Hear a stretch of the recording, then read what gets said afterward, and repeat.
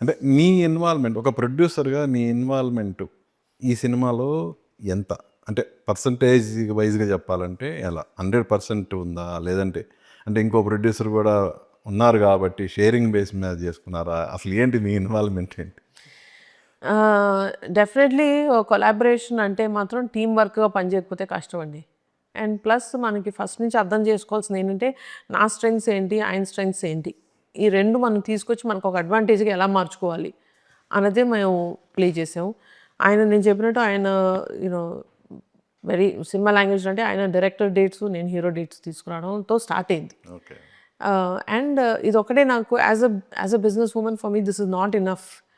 If I don't put my skin in the game, నా side నుంచి ఏంటి investment ఇవన్నీ లేకపోతే నాకు టు బి ఆనెస్ట్ మోటివేషన్ ఉండదు చేయడానికి.